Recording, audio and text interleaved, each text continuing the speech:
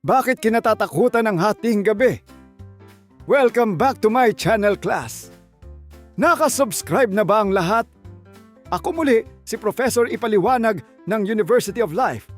At sa episode na ito, pag-uusapan natin ang isang oras na kahit wala namang ginagawa sa atin, ilabis nating kinatatakutan. Ang hating gabi or midnight.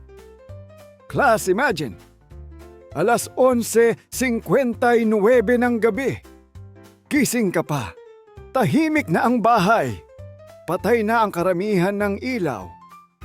Tapos pagsapit ng 12 midnight, may narinig kang kaluskos sa kusina. Kapag alas 12 ng tanghalian, sasabihin mo, baka daga. Pero kapag alas 12 ng gabi, Lord, patawad po sa lahat. Bakit nga ba? Alamin dito sa The Taglish Explainer. Ang topic na ito ay mula kay Orange 381. Salamat sa suggestion mo and shoutout sa mga estudyante ko riyan sa Mindoro. Class, bago na imbento ang modern clocks, hindi naman eksaktong 12 midnight ang kinatatakutan ng mga tao. Ang mas mahalaga noon ay ang konsepto ng middle of the night, ang pinakamadilim at pinakatahimik na bahagi ng gabi. Kapag lumubog ang araw, dramatically reduced ang kaya mong makita at sa dilim, mas mahirap malaman kung ano ang nasa paligid mo. Kaya natural na nagiging panahon ng uncertainty at danger ang gabi. At dahil hindi nakikita ng tao ang nangyayari sa dilim, doon pumapasok ang imagination. Sa maraming sinaunang kultura, ang gabi ay naging symbolic boundary sa pagitan ng mundong pamilyar sa tao at ng mundong hindi niya kontrolado. Pero saan naman nanggaling ang idea na midnight mismo ang creepy?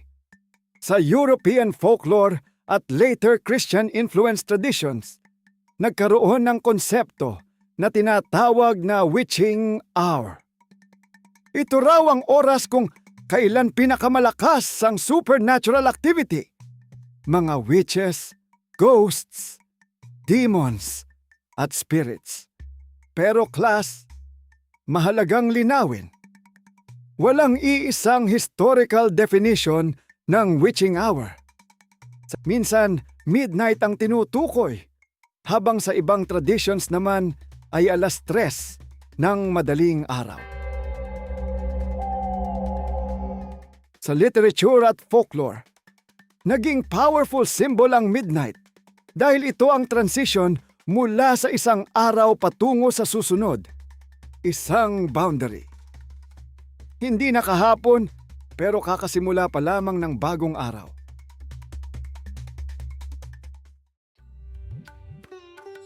At mahilig ang folklore sa mga boundary, mga pintuan, crossroads, madaling araw, at midnight, mga sandaling parang nasa pagitan ka ng dalawang bagay.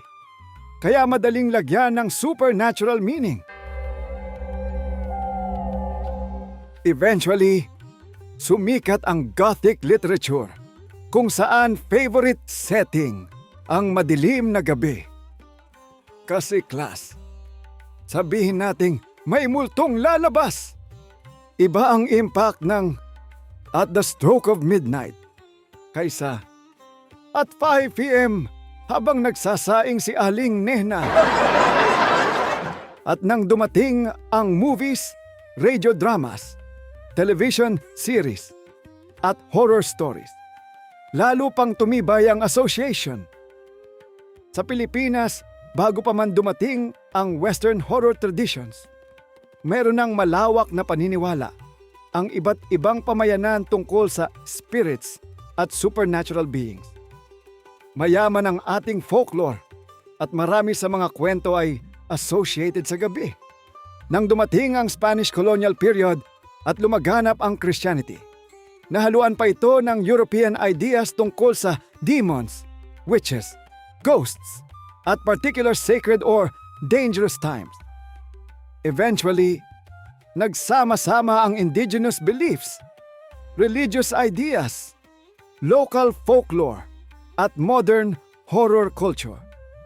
Kaya hanggang ngayon, pamilyar sa Pinoy ang idea na huwag kang lalabas ng hating gabi.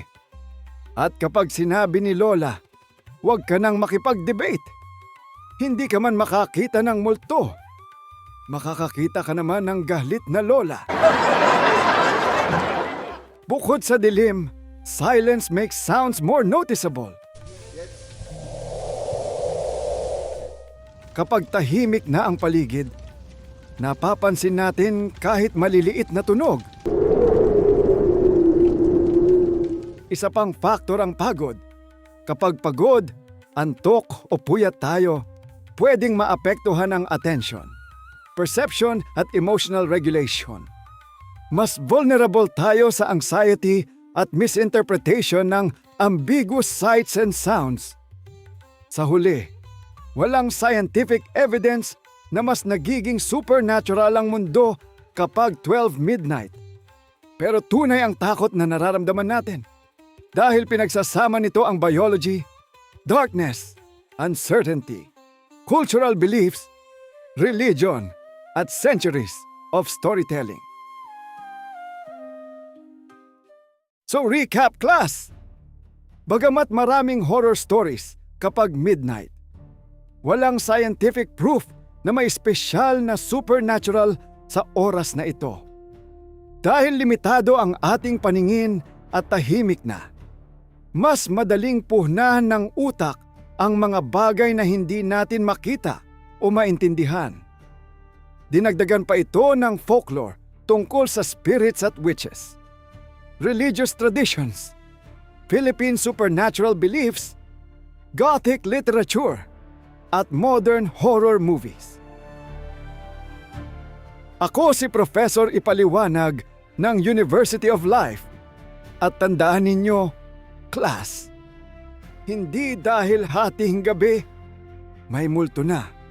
Pero kapag alas 12 na at mag-isa ka sa bahay, tapos may bumulong sa likod mo ng pangalan mo, ay, hindi ko nasakop yan!